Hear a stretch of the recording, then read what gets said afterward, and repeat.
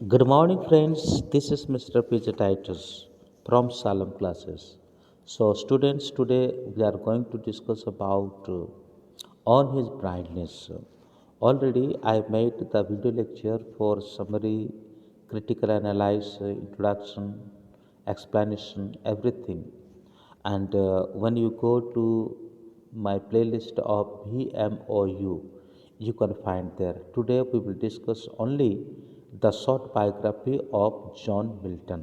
यदि आपको इस पोएम का पूरा एक्सप्लेनेशन को प्राप्त करना चाहते हैं तो मेरा जो VMOU वाला प्लेलिस्ट है उसको आप खोलें। वहाँ पे वीडियो ऑलरेडी अपलोडेड किया गया है और जिसके चलते आप पूरा पोएम को समझ पाएंगे। आज का जो लेक्चर तो केवल उनके बायोग्राफी के ऊपर ही रहेगा।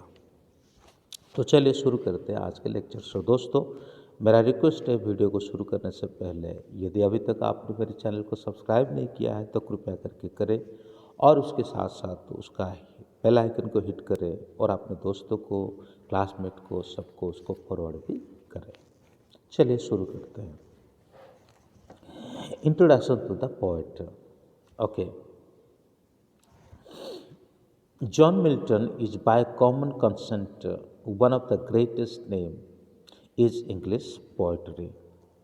तो जॉन मिल्टन का नाम अंग्रेजी कविता के क्षेत्र में निर्विवाद रूप से महानतम नामों से है।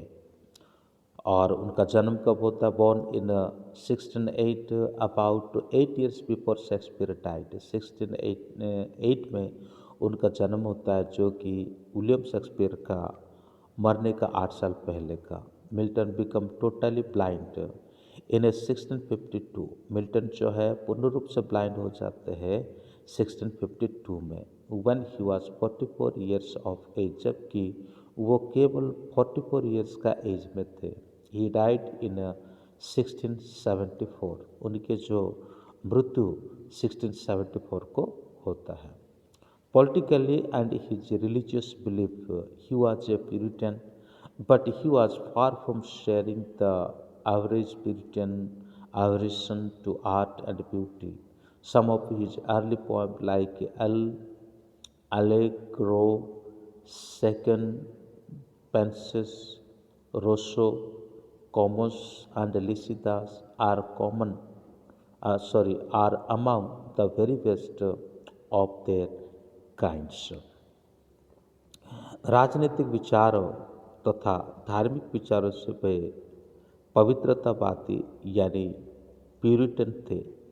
प्यूरिटन के बारे में हम जानते हैं। इंग्लिश में इंग्लैंड में एक एज उभर के सामने आया था जो एलिजाबेथ के बाद था, जिसको प्यूरिटन कहा जाता है। और इस प्यूरिटन एज में बहुत सी बातों के ऊपर रोक लगी थी, जैसे कि दारू पीना, थिएटर में जाना, इन सभी प्रकार की कई सारे बातें हैं।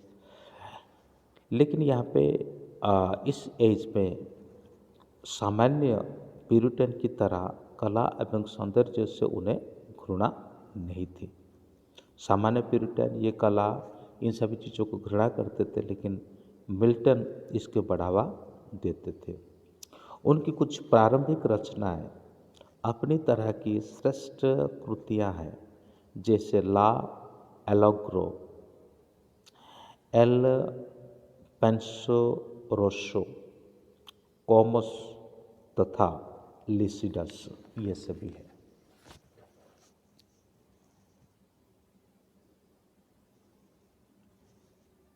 His sonnets, one of which on his blindness is prescribed for our study।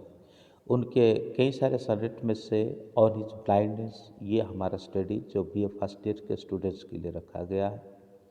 were written when he was engaged in public life and holding high office under Cromwell in England's brief period as a republic are in a class by themselves। They are written on the Paterson model, but the model is now generally called मिल्टनिक सनेट। तो दोस्तों, मैं एक video बना रखा हूँ। अगर आपको सनेट के बारे में भली भांति समझना है, जो video Miltonic and what is the difference between Miltonic and Shakespearean sonnet. तो इसी से आप भली भांति समझ पाएंगे कि मिल्टनिक सोनेट क्या होता है और शेक्सपियरियन सोनेट क्या होता है, और साथ ही साथ जो पैटरसन सोनेट होता है वो क्या होता है, ओरिजिनल सोनेट कहाँ से आता है, ये सभी चीज़ों को जान सकते। चलिए हम आगे बढ़ते हैं। अनेक सोनेट जिसमें से एक ऑन हिज ब्लाइंडनेस हमारा अध्ययन के लिए नियत है, उस समय लिखे गए जब वो सार्वजनिक के कार्यों में अपना समय लगा रहे थे तथा इंग्लैंड के क्रॉमवेल के नेतृत्व में कुछ समय तक स्थापित रिपब्लिक में ऊंचे पद पर कार्यरत थे। अपना एक अलग व्यक्तित्व रखते हैं। ये सोनेट पैटरसन मॉडल पर लिखे गए हैं, परंतु अब इस प्रकार के सोनेट मिल्टनिक सोनेट के नाम से जाने जाते हैं।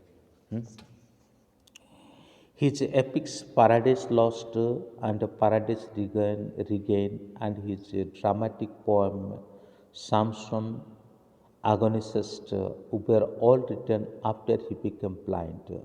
These are absolutely unequaled. तो उनके कई एपिक्स हैं, ठीक है, उनके जिसको महाकाव्य कहा जाता है, एपिक्स जिसको महाकाव्य कहा जाता है, वो पैराडाइज लॉस्ट है, पैराडाइज रिगेन है, और उनके ड्रामेटिक पोएम सामसन आगोनिसिस्ट, ये सभी जो है उनके अंधा होने के बाद ही लिखा गया था। और वास्तव में और ये एक अतुलनीय है, वो एक है और अतुलनीय है। Milton's work shows a strong sense of moral values. Milton के कृतियाँ तीव्र नैतिक मूल्य, विस्तृत अध्ययन, उच्च संवेदनशीलता तथा उच्च कल्पना शक्ति से द्योतक है।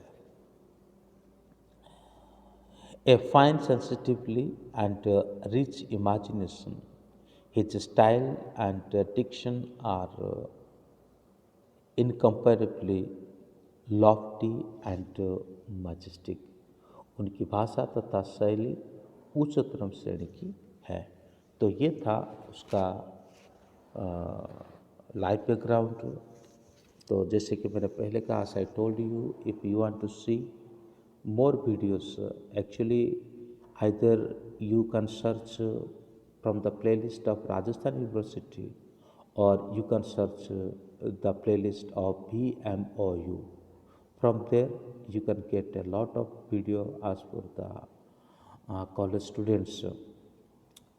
Anyway, for today this is enough, and next time I will meet you with another video lecture. तब तक के लिए जय हिंद।